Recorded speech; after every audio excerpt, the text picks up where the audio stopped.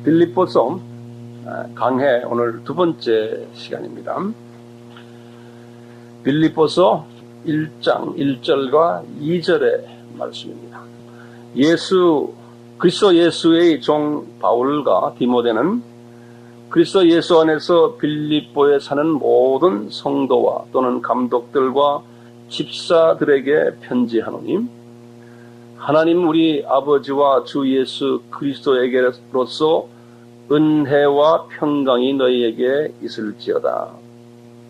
아멘.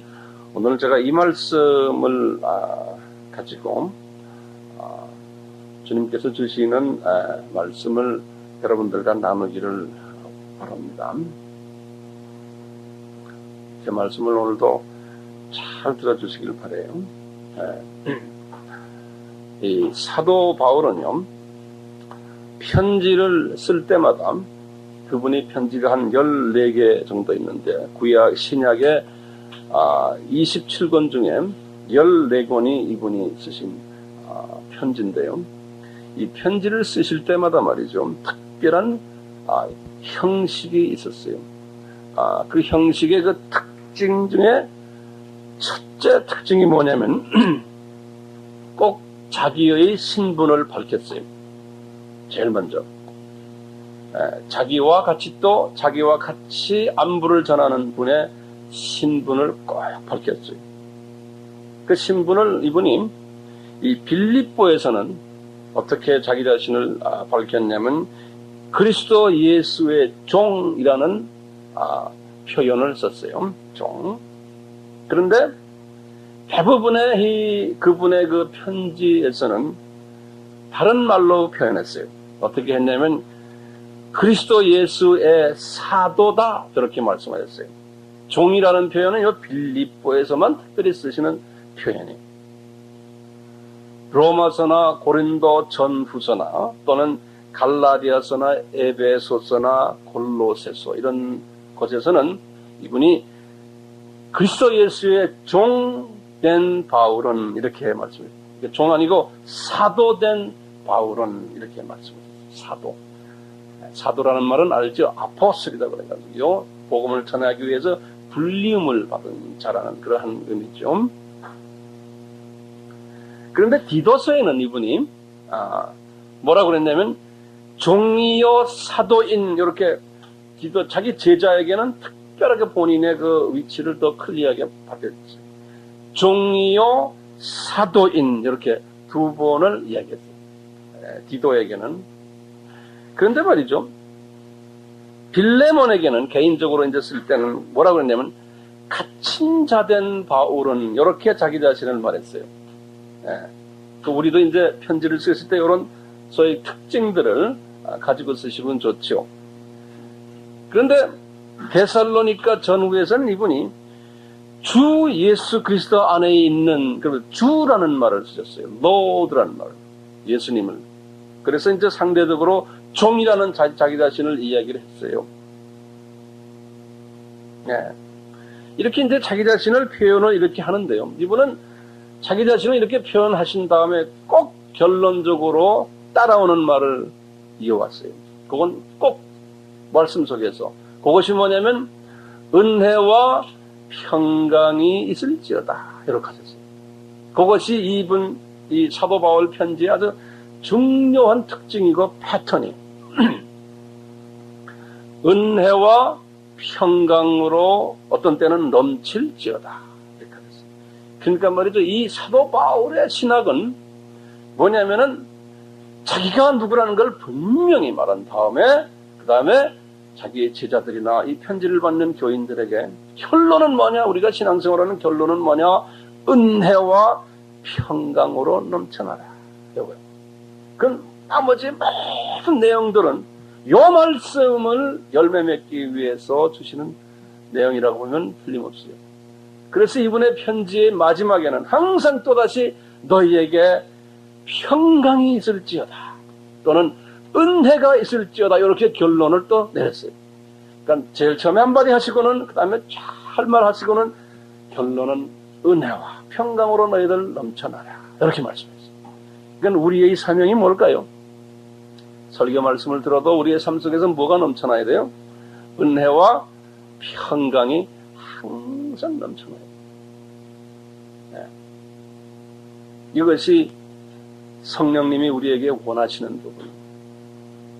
자, 그런데요, 특별히 이분이 자기가 사랑하는 디모데에게 편지할 때는 은혜와 평강에다가 한마디 말씀을 더 거기다 부연했어요. 이 디모데에게 편지하는 편지는 사도 바울의 사역의 제일 마지막 때 이분의 순교 전에 말씀하시는 그 말씀이에요. 다시 말하면 이분이 상당히 이제는 영적으로 성숙돼 있었을 때, 주후 65년에 이제 3차 여행이 끝나고 또 감옥 생활도 60년에서 62년에 하셨지 않습니까? 우리 첫날에 도표를 보셨지 않습니까?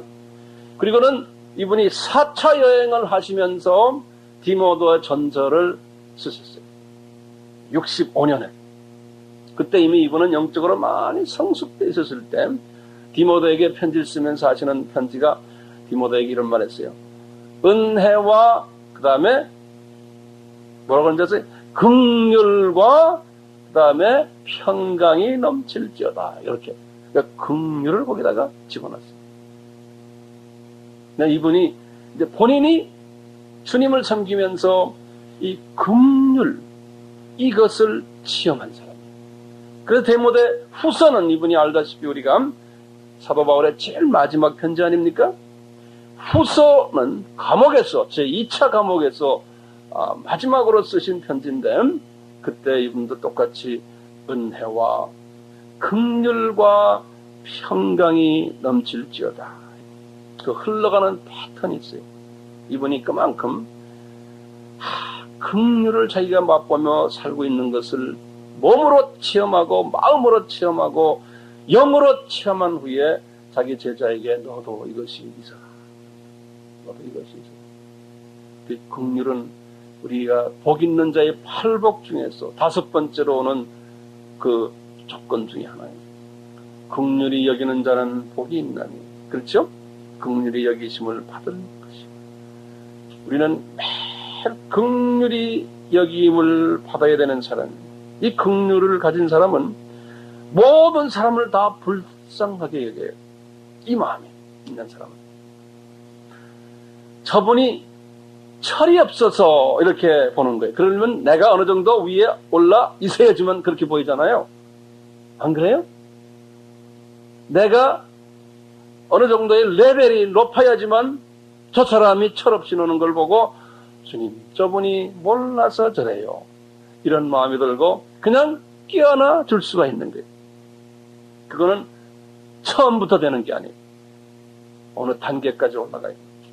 근데 우리 모두는 그 단계까지 이제 올라가야 되죠. 그래서 이제 긍휼을 많이 맛본 분은 뭐라고 그러냐면 용서할 일을 좋아하시고 그리고 항상 모든 사람을 이해하려는 마음이 들어오고 그런 마음이 들어요. 예수님의 마음이. 그리고 모든 사람을 이렇게 용납하는 그러한 마음이 들어요. 예수 안에서. 그러니까 율법주의적인 사람이 되질 않아요. 이 율법주의적인 사람은 이 긍휼의 그 맛을 모르는 사람입니다. 네. 자, 제가 이 사도 바울의 그 직분에 대해서 우선 간단하게 말씀을 드리면서 이 말씀을 제가 이렇게 정돈을 해 나갈게요. 우선 이분이 뭐라고 그랬습니까? 자기가 종이라고 그랬잖아요. 그렇죠? 이 종에 관한 이야기는 제가 숙박 졸업식 때 영어로 제가 설명을 했어요. 그런데 아마 못 알아들은 분들도 많을 거예요. 그래서 종에 대한 이야기를 제가 간단하게 정돈을 좀 해드릴게요. 이 종이라는 말은 영어로 slave라고 해요. slave. 그것을 또 다른 말로 뭐라고 표현하냐면 servant 그래요. 영어로 slave or servant. 이 단어는 어디에서 나온 단어냐면 당시 유대 사회가 봉건주의 사회예요. 그래서 이 봉건주의 사회라는 것은 주인이 있고 그 주인을 마스터 그래요. 또는 마스터. 영국 사람들은 마스터 그러고요. 미국 사람들은 마스터 그래요. 또는 로드 그래요. Lord. 이런 소위 지주가 있냐면은 지주예요. 그 다음에 노예들이 있는 거예요. 이 두 계층의 사회가 봉건 사회. 이런 사회적인 상황 속에서 성령님께서는 유대인들에게 복음을 가르쳐 주는 거예요. 그 사회의 모든 상황을 적용을 시키는 거예요. 그래서 이제 구약에서는 여호와 하나님을 번역을 어떻게 했냐면 제호바 그래놓군요. 그것을 영어의 성경에서는 번역을 The Lord 그랬어요. L들 캐피탈 레터 L을 썼어요. 그래서 이 유대 지방에 있는 봉건주의 사회에서의 Lord가 아니고 진짜 한 분밖에 없는 L 캐피탈 레터 L로 했어요. Lord. 그래서 그것을 한국말로 주라고 번역했어요. 그래서 주여 또는 주님 이렇게 번역해요. 중국에 가면 중국 사람들은 이 말을 참 잘 써요. 기도할 때 그래요.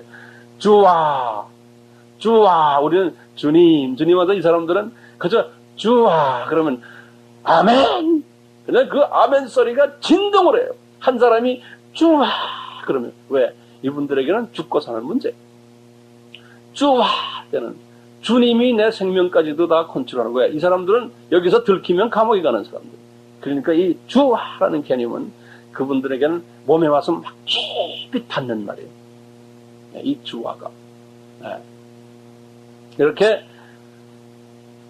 구약에서는 더 Lord 해놓고는 구약의 모든 하나님의 백성들, 특히 선지자들이나 또는 제사장들이나 또는 이런 분들을 주의 종인 제가 이렇게 종이라는 말로 표현했지 않습니까? 유대인들 다가 종이 아니 특별한 사람들만 종이라는 말로 자기네가 표현했어요. 신약에 딱 들어와가지고는 그 Lord가 예수님으로 표현이 됐어요. 예수님으로. 신약에 와서. 그래서 구약의 모든 The Lord가 신약에 와서는 Jesus Christ, 예수님이. 그래서 우리 예수님을 따라가는 우리를 주의 종이라 그러지 않습니까? 그런데 구약에서는요, 이 종을 두 가지 종으로서 우리에게 보여주고 있어요. 신명기 15장 12절부터 이렇게 쭉 해서 18절까지 보시면은, 이 봉건 사회의 사회 조직이 이렇게 돼 있습니다. 누구든지 한 사람이 종이 되면은 그 종은 주인에게서 6년 동안 종 노릇하다가 7년째 되는 때는 그 종을 자유롭게 만들어 버리는 그것을 안식년이라고 해요. 7년째가 안식년이라고 해요. 영어로 sabbatic year 그런다고요. 그 안식년이 돼요. 그래서 그 종을 보낼 때는 농산물도 또는 가축도 또는 포도주까지 해서 넉넉하게 해서 주라 그랬어요. 그런데 이제 그 중에 어떤 종이 있냐면은 나는 우리 주인 집에 그대로 있겠습니다. 나 우리 주인이 좋고 우리 주인의 식구들 나는 더 좋습니다. 그러니까 저는 안 가겠습니다 하는 종이 있어요. 그런 종을 영원한 종 이렇게 말했어요. 그러니까 6년째 되는 종이 아니고 6년짜리 종이 아니고 이거는 영원한 종이에요. 그렇게 해서 그래 너 안 갈래? 그러면 너 이제 내한테는 영원한 종이 된다. 그래서 이리 좀 와라. 그래서 귀를 딱 잡고는 그 집의 대문 문설주에다가 딱 귀를 대고는 송곳으로 확 찔러버려요. 예. 그때부터 이제 너는 영원한 나의 종이라는 거예요. 제가 졸업식 때 그랬어요. 우리 쑥밭 앉혀놓고 쑥밭아 너는 어떤 종이냐? 송곳에 찔린 종이냐? 안 그러면 6년짜리 종이냐? 이 송곳에 찔린 종이 표현한 게 뭐냐면 이렇게 말했어요. 주여, 주는 나를 사랑하고 내가 주를 사랑하나이다.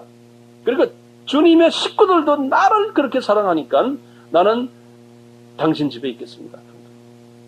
우리 안수받은 우리 하나님의 종들은 어떤 종이에요? 귀가 뚫린 종들이에요. 이 귀가 뚫려 있기 때문에 항상 귀가 이렇게 뚫려 있으니까 주인 집의 말을 계속 들어야 돼요. 에? 바깥 이야기를 듣지 말고. 그래서 제목을 제가 귀 뚫린 종이라고, Ear Pierced Servant, 그 제목으로 내가 졸업식 설교를 했어요. 근데 아마 영어를 잘 이해 못했던 분들은 그게 무슨 소린가 했지만 오늘 제가 간단히 이렇게 말씀드린 거예요. 이 귀 뚫린 종. 이 귀 뚫린 종은 또 여기 서 있는 나만이 아니고 우리 안디옥 선교를 하는 분들, 한빛교회 교인들은 다가 귀 뚫린 종들이 되기를 바라요. 네. 6년째 되는 종이 아니고 6년짜리가 아니고 많은 사람들이 다, 우리 크리스찬들은 다가 주여 주님 이래요. 그런데 주님께서는 두 가지로 태별해서 그분의 말하는 것을 듣고 있어요. 네가 귀가 뚫린 놈이냐? 죄송합니다, 이런 말 썼어요. 네가 6년째 종이냐? 어떤 거냐? 여러분들은 어떤 사람들이? 귀 뚫린 종들이죠. 이 귀 뚫린 종들, 우리는 헌신된 자들, 충성된 자들, 슬기로운 자들, 성경에는 많은 표현들을 하고 있어요. 복 있는 자들, 부지런한 자들, 남은 자들, 제자들, 기타 많은 표현들. 그러니까 이분들은 주인과의 삶이 하나가 되어 있는 사람들이에요. 주인의 마음에 연락된 사람들이에요. 매일 주인의 음성을 듣는 사람들이에요. 그리고 그 사람들은 귀가 뚫려 있기 때문에 어디 가도 저 사람들은 귀 뚫린 사람들이구나 금방 볼 수가 있어요. 네. 그래서 우리 목사들은 목사님 유니폼을 입고 다니는 게 좋을 것 같아요. 그럼 금방 저 사람은 귀 뚫린 사람이구나 금방 알 수 있잖아요. 네. 그런데 유니폼만 입어서는 안 되지 않습니까? 우리의 삶 속에서, 얼굴 속에서, 우리의 입 속에서 이 귀 뚫린 사람의 모습이 보여야 되고 냄새가 나야 되고요. 그런 인상이 우리 속에서 이렇게 흘러나가야죠. 그래 안 그래? 그렇죠? 달라야죠. 이 종의 특권이 있어요. 종의 특권이. 종은요, 첫째요, 귀 뚫린 종들은 평생 의식주에 대해서 걱정할 필요가 없어요. 그렇죠? 주인이 다 해줘요. 육신의 문제에 대해서 걱정할 필요가 없어요. 그거 걱정을 하니까 주인이 별로 기뻐하지 않는 거예요. 네. 마음의 걱정 또는 인간 관계의 걱정도 주인에게 알려주면은 주인이 해결해줘요. 혼의 부분도 주인이 해결해주세요. 또한 종의 자녀들, 우리 자녀들까지도 주인이 다 해결해주세요. 왜냐하면 자기 자산이기 때문에. 종의 자녀들 중에 병이 나면은 주인이 손해를 봐요. 그러니까 종이 걱정할 필요 다 해주는 거예요. 그게 종의 마음이에요.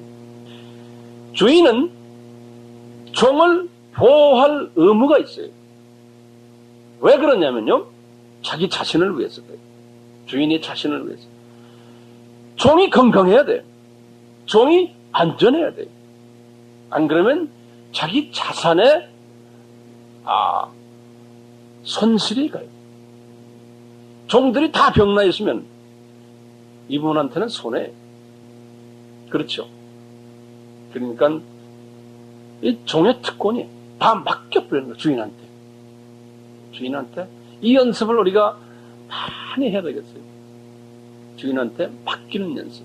내가 다 하려고 하지 말고 맡기는 거예요. 그런데요, 이 종의 의무가 있어요. 종의 노릇하면서 첫째 의무는 뭐냐? 가장 중요한 의무예요. 주인의 뜻에 내 뜻을 연락시켜야 돼요. 내 뜻대로 하는 것이 아니에요. 주님의 뜻을 내 뜻으로 만드는 거예요.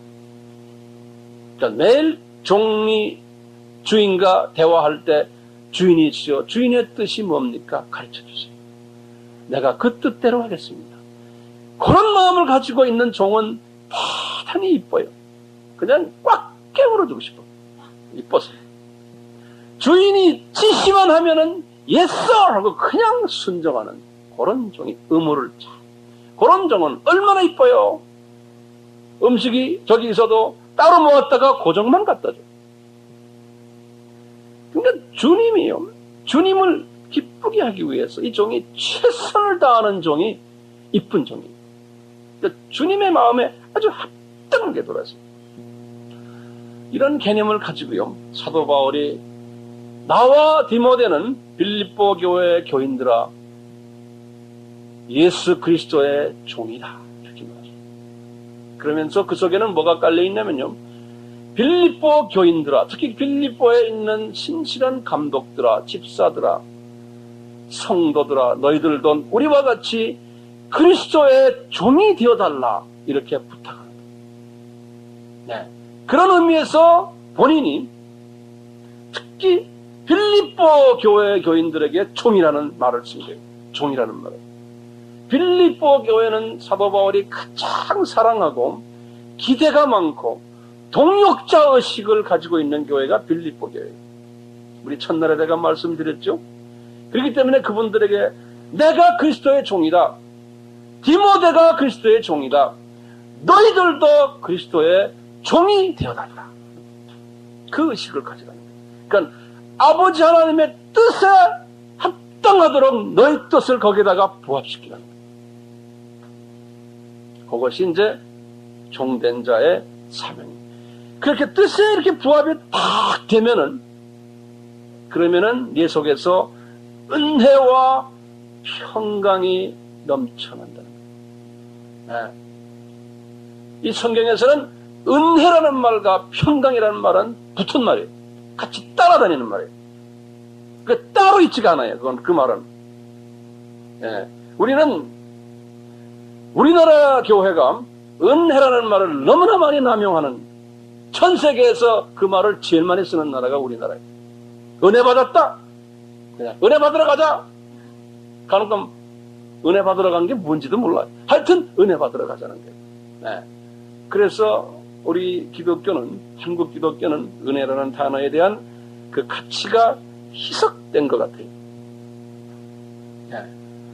다른 나라에서는, 특히 우리보다 선진국은 이 은혜라는 말을 그렇게 함부로 쓰질 않아요. 그래서 제가 지금 이 시간부터 그 은혜라는 말을 좀 가지고 또 좀 깊이 좀 보려고 해요. 그래서 그냥 설교로만 듣지 말아주시길 바라요. 이 은혜라는 말이 뭔가?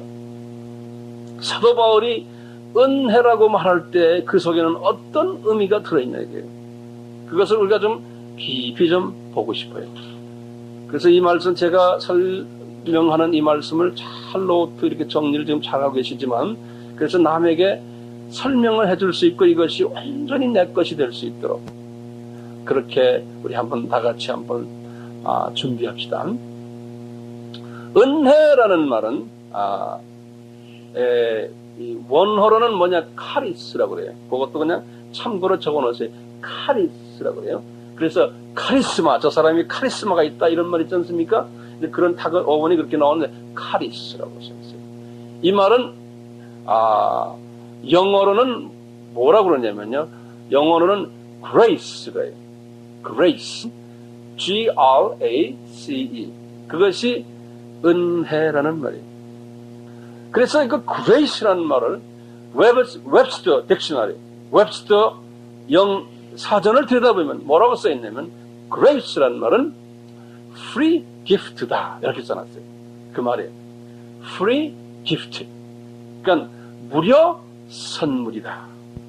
이것이 grace라는 말로 직역하면 표현이 돼요. 이 프리 기프트라는 것은요, 조건 없이 주는 것이 프리 기프트예요. 그렇죠? 조건 없이 주는 거예요. 저쪽에서 나에게 어떤 뭐가 있었어, 보답이 있어서 내가 주는 게 아니라 그냥 무조건 주는 것이 은혜, 프리 기프트. 왜 프리 기프트를 주는지 아세요? 왜 프리로 주는지 아세요? 하나님이? 이제 우리가 인간관계에서도 프리를 많이 주지만 하나님과 우리의 관계에서, 왜냐하면 거기다 좀 적어놓으세요. 왜 프리를 주시냐면 너무나 비싸기 때문에 그래요. 네. 다시 말하면 우리가 페이할 수 있는 그 능력이 안 되기 때문에 내 재산 다 가지고 팔아도 이거와 바꿀 수가 없는 비싼 거기 때문에 하나님은 프리로 주는 거예요. 프리로. 우리 주변에 하나님의 창조석에서 이 프리를 우리가 볼 수 있어요. 첫째 뭐예요? 우리 삶에서 가장 중요한 공기. air, oxygen. 공기는 돈 주고 사요? 무료. 공기 무료. 그 다음에 물이. 우리 몸의 70%가 우리의 삶의 가장 중요한 부분이 물이에요. 물도 무료로 주고 있어요. 이건 돈하고 이거 비교가 안 되는 거예요. 그 다음에 중요한 게 뭔지 아세요? 햇볕이에요. 이 공기, 물, 햇볕이 없으면은 만물이 존재할 수가 없어요. 성장할 수가 없어요. 그렇죠? 그리고는 하나님이 우리에게 영원한 생명을 주시기 위해서 복음을 무료로 주셨어요. 에베소서 2장 8절 9절에 이것은 무료 선물이니 너희들이 자랑치 못하게 함이라. 마지막 때의 징조 중에 하나가 하나님이 주신 이 무료 선물을 공회로 만드는 거예요. 그 하나님의 이 창조의 이 원리를 통해서 우리에게 주신 이 무료 선물을 파괴시키는 일을 하는 것이 마지막 때의 징조 중에 하나 큰 징조예요. 지금 어떻게 파괴하고 있어요? 물 파괴하고 있어요. 공해를 만들고 있어요. 공기 파괴하고 있어요. 하나님이 주신 이 무료 선물 소중히 생각 안 하는 게 사람들이. 그 다음에 햇볕 파괴하고 그것뿐이에요. 이 소중한 복음도 파괴하고 있어요. 자유신학에 들어와가지고 예수 그리스도의 피 맞습니다. 그렇지만 타전교에도 그러한 능력이 있습니다. 꼭 기독교만이 아니라도 구원이 가능합니다. 라고 말하는 소위 종교타원주의적인 사고방식을 가진 것이 지금 전 세계 기독교 안에 오염되고 있어요. 이 마지막 때의 하나의 징조들이에요. 이 사도 바울은 우리에게 이 복음이 은혜라고 우리에게 가르쳐 주는 거예요. 이 빌립보에서 특히. 그래서요, 이 부분을 잘 들어주시길 바라요. 사도 바울은 지금 그래요. 이분은 이 복음을 깊이 깨닫고 나서요. 이야, 이것은 은혜구나. 우리 다 깨닫지 않습니까? 이것이, 이 은혜라는 이것을 깊이 깨닫지 못하면요, 공기를 오염시키듯이, 햇볕을 오염시키듯이, 물을 오염시키듯이 거기에 대한 감각이 없었어요. 우리가 지금 그리스도를 지금 나의 구주로 믿고 있지만, 이 구원받았다는 그 사실에 대해서 감격이 없는 사람들이 너무나 많아요. 교회 안에. 이거 그냥 공짜로 그냥 받아서 지나가다가 하나 주신 것처럼 생각하는 거예요. 그러니까 사도 바울은 그러는 거예요. 이 감격이 왜 없느냐? 이 감격이. 그러니까 주님 섬기는 것도 그 감격 없이 하니까요. 이 돈으로도 살 수 없는 이 보배로운 이 복음의 은혜. 항상 감사가 넘쳐야 되는데 여기에 대한 감격이 없는 사람. 무료로 받았어요. 무료로 받았어요. 이분은 이렇게 돼서 이 복음의 이 감격을 받은 다음에 그 중에서도 하나님의 종이 되었다는 그 감격. 이분은 이것이 엄청나게 강하게 있었어요.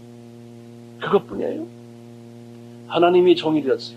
나나 여러분들은. 그런데 하나님은 또 우리에게 그레이스를 매일매일 삶 속에서 주시는 거예요. 이 그레이스를.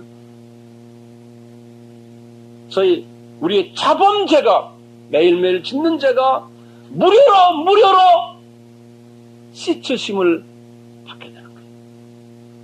사도 바울은 이 그레이스를 깊이 체험했습니다. 이 은혜를.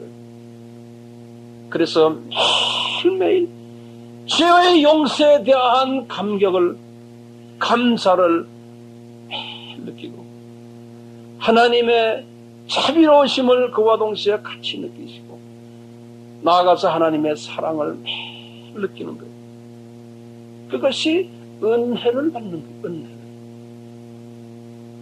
은혜를. 에? 그냥 가서 예배 한번 보고 손뼉 한번 치고 이렇게 오는 게 아니에요. 그건 은혜를 받는 사람은 하나님과의 깊은 인격적인 관계를 가지고 그분과의 사랑의 관계를 유지하는 사람. 사랑의 관계를 유지하는 사람. 바울이 빌립보 교인들에게 이렇게 지금 요구하는 거예요. 예수님이 주시는 이 은혜가, 그러니까 나한테 내 노력에 의해서만 움직이는 게, 내가 주님 앞에 이렇게 순종하고 노력을 하면 예수님이 나에게서 그 은혜를 부어주시는 거예요. 그걸 오는 그 원천이 저 위에서 오는 거예요. 그리고는 이분들에게 말하잖아요. 이 은혜를 나만 간직하지 말고 본인이 그 은혜를 끼친 다음에 그 다음에 그 은혜를 빌립보 교인들아 너희들은 남에게 나눠주라는 거예요. 그래서 빌립보서의 2장에 나오는 전체가 그 이야기예요.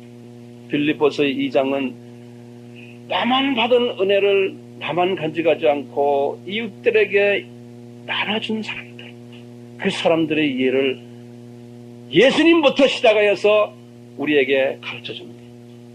빌립보 교인들의 첫째는 그 이해가 누구냐? 예수 그리스도였다. 그리고 그 부분에 대해서 예수 그는 본체 하나님이시다 하면서 쭉 나오는 거예요. 두 번째, 사도 바울이 나도 그런 사람이다. 집에 가서 다시 2장을 더 깊숙이 읽어보세요. 그리고는 사도 바울이 나만 대항이다. 디모데도 그랬다. 디모데뿐이냐? 너희들의 대표로 나한테 지금 선물을 들고 온 그 형제 누구냐? 누구예요? 에바, 브로디도. 이 사람도 그 받은 은혜를 나한테 전해주기 위해서 이렇게 달려왔고, 그 받은 은혜를 나눠주기 위해서 이렇게 온 사람이다. 저희 2차주의 사람들. 이기주의가 아니고, 이 은혜를 받아놓으면요, 이 은혜가 2차주의로 흘러나가야지만 그게 진정한 의미의 이제 은혜로서의 역할을 하게 되는 거예요. 그러니까 나만 받는 것이 아니에요. 나만 받는 것이. 그래서 풍성히 받아라 그랬어요. 왜냐하면 잔이 넘쳐나야 돼요. 잔이. 이 은혜의 잔이. 그래야 내가 남에게 나눠줄 수 있어요. 자, 나눠주려면 어떻게 해야 돼요? 은혜를 나눠주려면 이 은혜는 용서의 은혜, 자비의 은혜, 사랑, 남을 이해해주고 이런 것은 이 주님의 마음이에요. 예수 그리스도의 마음을 내가 남에게 나눠주려면 제일 먼저 어떻게 해야 돼요? 내가 그것을 받아야 돼요. 받는데 찰랑찰랑 받으면은 나눠줄 수 없어요. 어떻게 받아야 돼요? 꽉 차게 넘치게 받아야 돼요. 넘쳐야지만 그것이 흘러나가는 거예요. 흘러나가는 게. 네. 흘러나가야 돼요. 자동적으로. 그러면 줘놓으면 더 새로운 게 또 나오고, 주면은 더 새로운 것이 오고 말이죠. 이것이에요. 자, 이렇게 내 잔이 넘치도록 계속해서 은혜를 받으려면 어떻게 해야 돼요? 어떻게 해야 돼요? 원경이 어떻게 해야 돼? 응? 그래, 기도해. 기도도 그냥 주여 뭐 이렇게 해주세요. 그런 기도가 아니야. 나의 영과 혼을 보좌로 끌어올려가는 기도를 해야 돼. 그러니까 예수 그리스도가 계신 그 보좌, 하나님 아버지가 계신 그 보좌로 내 영을 혼을 끌어올려서 보좌 가까이서 그분이 주시는 그리스도의 그 기름 부으심이 나에게 임하시고 매일 임하시고 그리고는 그리스도의 성품이 나에게 흘러내려오는 거예요. 그리고 내 속에 있는 모든 불안한 마음들, 미워하는 마음들, 질투하는 마음들, 경쟁하는 마음들, 이런 마음들이 나가면서 그리스도의 그 마음이 나에게 온유한 마음, 절제하는 마음, 용서하는 마음, 자비로운 마음, 오래 참는 마음. 그래서 그리스도의 마음과 내 속에 있는 이 모든 더러운 마음들과 바꾸는 연습, 그것이 매일매일 이루어져야 된다는 거예요. 기도하면서. 기도는 대화거든요. 그래서 주여 그러면은 나의 영과 혼이 보좌로 올라가는 거예요. 그래갖고는 주님의 그 성품을 나에게 부어주세요. 오래 참으시는 성품. 그리고 그 성품이 나에게 막 흘러 들어오는 것을 말이에요. 내가 막 느끼는 거예요. 그리고 내 속에 있는 그 질투하는 마음이 나가는 것을, 불평하는 마음이 나가는 것을 내가 느끼는 거예요. 그러니까 나와 주와 하나가 돼가지고 그 교제를. 그러면은 매일매일 주님의 성품이 나를 채우게 돼요. 자기도 모르게. 그러다가 한 달이 되면은 사람들이 너 왜 이렇게 얼굴이 더 이뻐졌냐? 그러니까 주님이 그랬잖아요. 마음이 가난한 자는 복이 있나니. 왜냐? 우선 마음이 가난해지만 주님 위의 것으로 채울 수가 있어요. 주님의 성품으로.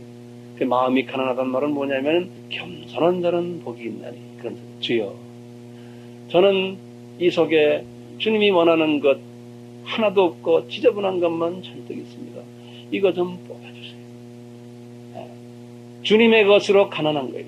그러니 이놈들 뽑아주시고 주님의 성품으로 바꿔주세요. 마음이 가난해져. 그러면 주님의 마음으로 slowly, 천천히, 한꺼번에 안 돼요. 절대로 한꺼번에 된다고 생각하지 마세요. 천천히 성화되겠죠. 그렇지만 저는 원칙만 지금 말씀하는 겁니다. 이 원칙을 잊지 마세요. 이런 은혜를 체험하지 못하는 하나님의 자녀들은 어떤 모습인지 아세요? 성경 말씀은 많이 알아요. 예배도 새벽 예배부터 시작해서 수요, 철야까지 잘 봐요. 이런 체험하지 못하면요. 여기 보면은 첫째 어떤 사람이냐면 자기 고집이 강해요. 네. 아는 것이 많을수록 자기가 세져요. 예수 안에서 세져요. 이 은혜를 체험하지 못한 사람들. 그리고는 예수 안에서 그 사람이 완악해져요. 예수 안에서 교만해져요. 그런 사람은 참 힘든 사람이에요. 그 망치로 한번 때려도 안 되거든요. 그런데 참 이런 주님의 백성들이 교회 안에는 엄청나게 많아요. 이런 강한 사람들은 결론적으로 어떤 사람으로 이렇게 변해가냐면 그 조직체의 화평을 깨트려버려요. 네. 왜? 자기가 강하기 때문에. 그래서 자기 그룹을 만들고 나중에는 그것을 깨트려. 분리자가 되고 파괴자가 돼. 이렇게 하다 보면은 분리자, 파괴자, 마귀, 디아볼로스, 마귀의 종이 돼버리는 거예요. 하나님의 자녀이면서. 그래서 특히 우리 교회는, 한국 교회는 이 분리작용이 너무나 많아요. 전 세계에서 제일 유명한 나라가 우리나라예요. 대한예수교 장로회에서 이름이 150개가 된다는 거예요. 우리나라에.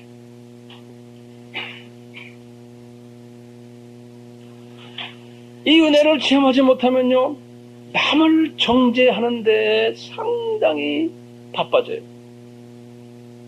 그리고 용서하지 못하고 자비를 보이지 못하고 오래 참지 못하고 마음이 급하고 도전적이고 율법적이고 이기적이며 자기를 사랑해요.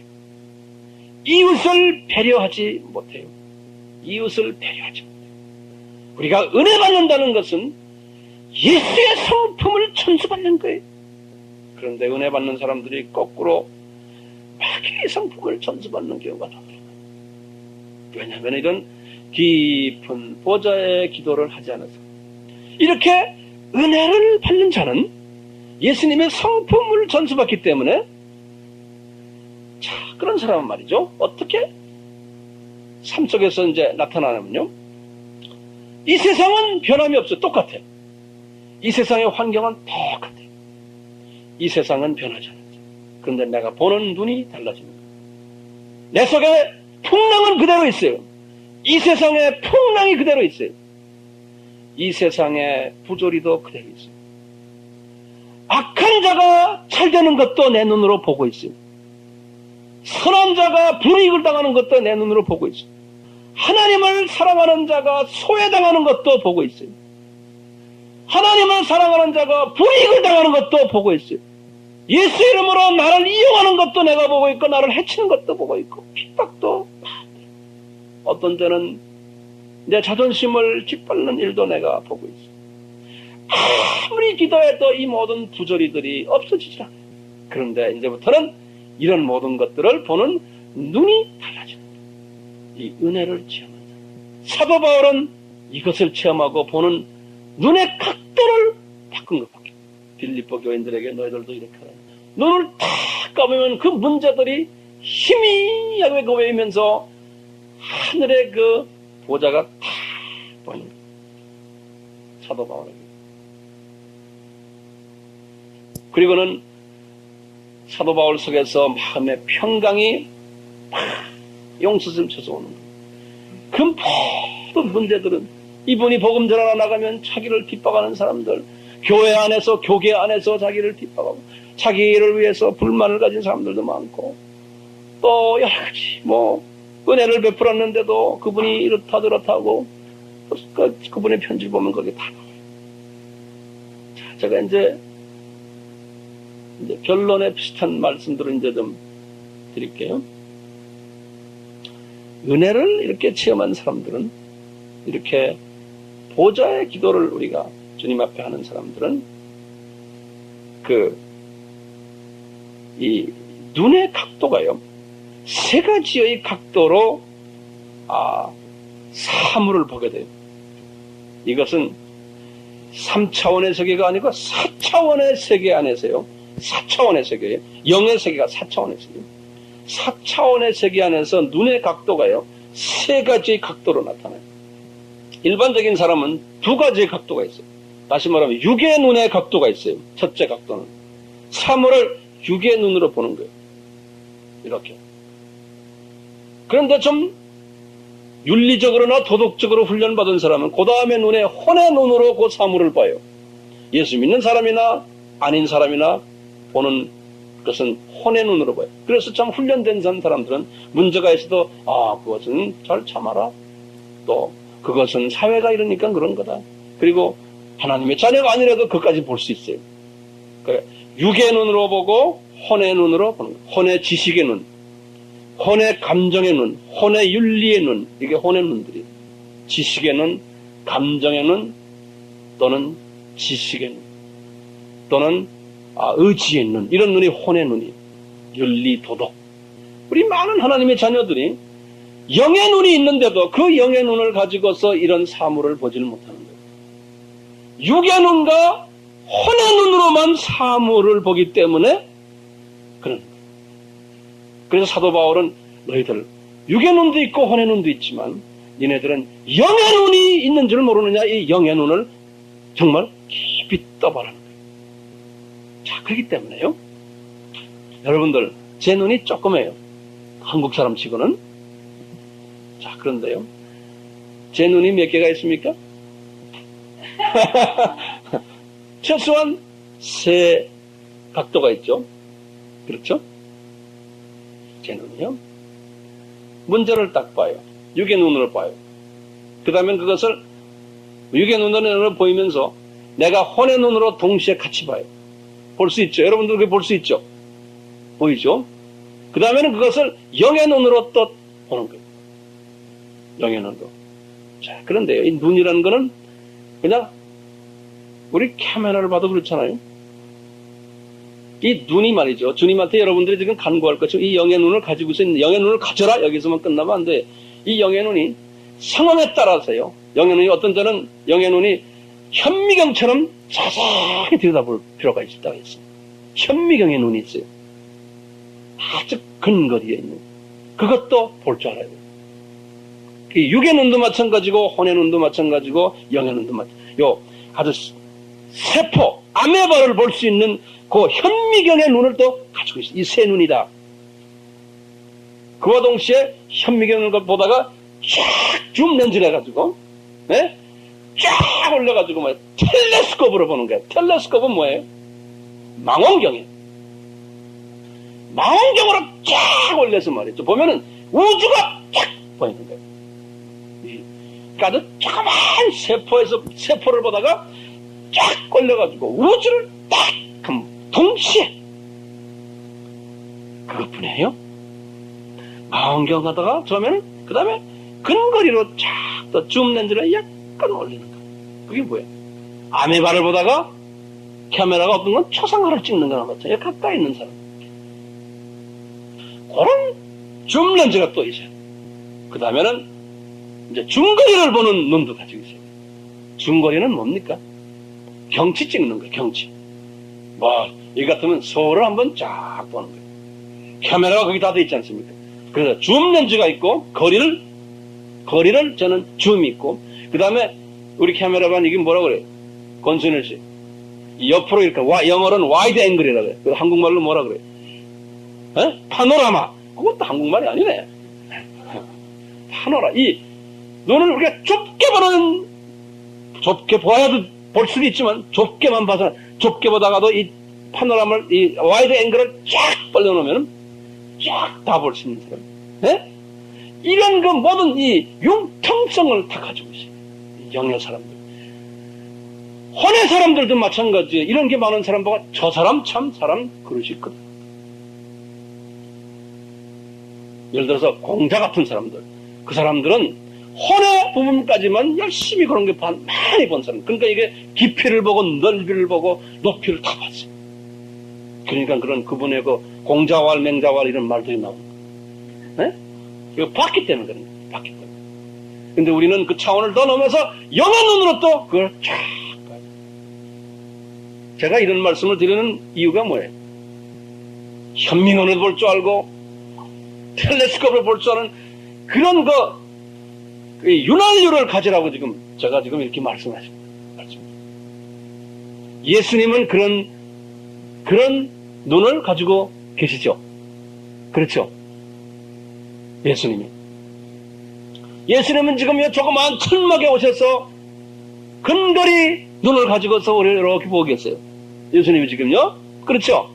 그거보다 더 깊이 아메바 속에, 내 속에 있는데 속 깊이까지도 쭉 보고 계세요.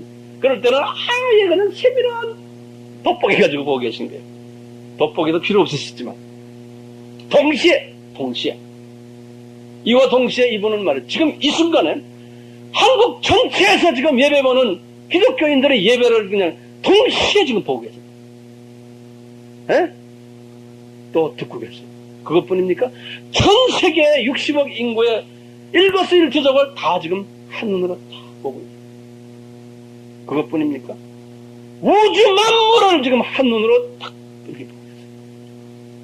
그러니까 이 영어로는 flexibility, 융통성, 이것이 대단하신 분이에요. 우리가 주님을 닮아간다는 것은 이런 능력까지도 가지는 거예요. 그러니까 사물을 볼 때 단편적으로 보는 사람은 아직도 한참 가야 되는 사람. 사물을 볼 때 이 속에 들어있는 이 멀티 다이멘션, 한국말로 뭐예요? 멀티 다이멘션,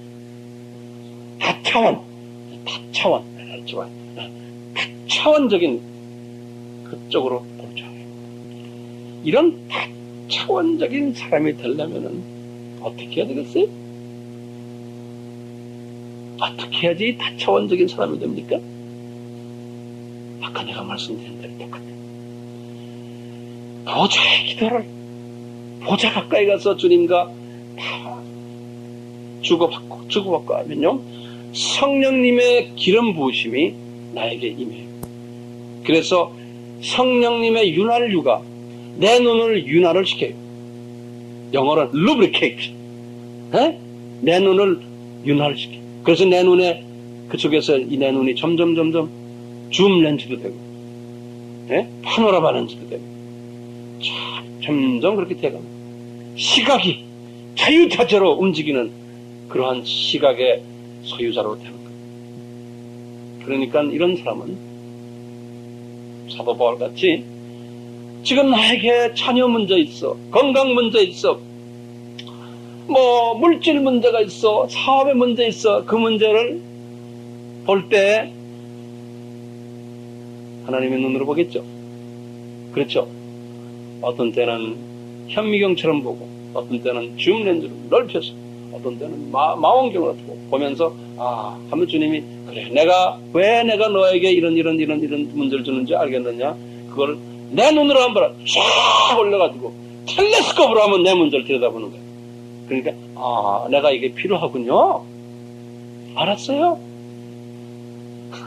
나를 지금 요 동네에서 저 동네로 옮기려고, 성장시키려고 그러면, 이 레벨로 옮기려면 내가 이것이 필요하군요, 주님. 사도 바울은 그걸 다 본 거예요. 그러니까 빌립보 교인들과 너희들도 이렇게 좀 이 눈을 쫙 이렇게 뜨고 볼 줄 알아야 된다. 제가 우리가 선교사역을 이렇게 하는 이유는요, 주님이 저에게 한 10여 년 전에 이런 걸 다 보여주셨어요. 10여 년. 그래서 이 아시아 지역, 중국, 인도, 모슬렘, 아프리카까지 주님이 하실 일을 저에게 쫙 보여줬어요. 그런데 10년을 주님이 훈련을 시킨 다음에 지금 요 천막에서 지금 시작을 하죠. 그런데 계속 보여주세요.